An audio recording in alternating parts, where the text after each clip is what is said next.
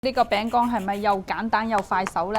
早嗰排咧出咗好幾期關於餅乾嘅視頻，咁有啲朋友咧就話想學其他嘅餅乾，咁上個禮拜週末咧就買咗有一袋蔓越莓，咁就食剩咗少少啦。咁今日咧就嚟整一個蔓越莓餅乾，仲要係雙色嗰種，顏值同味道並存噶。咁做曲奇嘅黃油咧，我會比較推薦發酵黃油，佢同普通黃油做出嚟嘅餅乾咧，佢個風味會好好多嘅。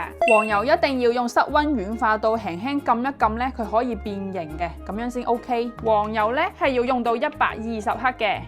爭一克多啲少啲冇問題。糖粉咧就係用到70克左右。呢度係用糖粉啊，唔好用嗰啲比較粗嘅砂糖。呢一步唔用廚師機咧係可以用打蛋器嚟代替嘅，只係我今日偷懶啫。打到啲黃油明顯變蓬鬆發白咧就 OK 啦。常溫全蛋液，我們要有30克。等到啲蛋液俾黃油吸收晒咧就可以啦。跟住咧，我哋再將全部嘅低筋粉過篩入去。呢一步唔好慳吓，因為唔過篩過低筋粉咧，佢同黃油融入去嗰陣咧，佢比較容易起生粒噶。廚師機咧就換翻個 K 掌，如果手動咧，你就軟刮都撈勻咧就 OK 啦。就撈翻均勻，到睇唔到乾粉咧就 OK 噶啦。我哋再分翻一半出嚟。一半咧係整抹茶嗰隻色嘅，再將抹茶粉撈入去，撈到顏色均勻咧就可以啦。蔓越莓咧，我哋切碎嚟用，咁樣陣間撈落去咧，佢就會勻勻好多。把蔓越莓碎倒入原味麵糊裡，再翻拌均勻。兩隻顏色嘅麵團咧都已經處理好啦。整四四方方嘅餅乾咧，好多時候會用到餅乾嘅模具嘅。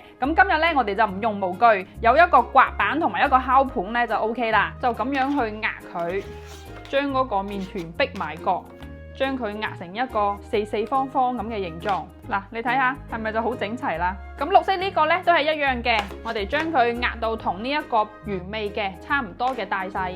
將佢兩個黐埋一齊之前呢，噴一層水，咁樣呢就會貼合得實啲。再借個刮板稍微規整一下佢嘅形狀，再用保鮮膜包翻實佢，再將佢擺喺冷凍，即係結冰嗰層，雪佢40分鐘。而家凍硬咗呢，就可以開始切啦。嗱，我哋盡量切均勻啲，大概每塊係4毫米左右厚。跟住我哋將啲生坯均勻咁樣平鋪喺烤盤嗰度。首先呢，要預熱好嘅烤箱，風爐同平爐需要嘅時間同溫度唔一樣嘅，咁詳細就打喺屏幕度啦。哇，咁快就烤好啦！呢個餅乾係咪又簡單又快手呢？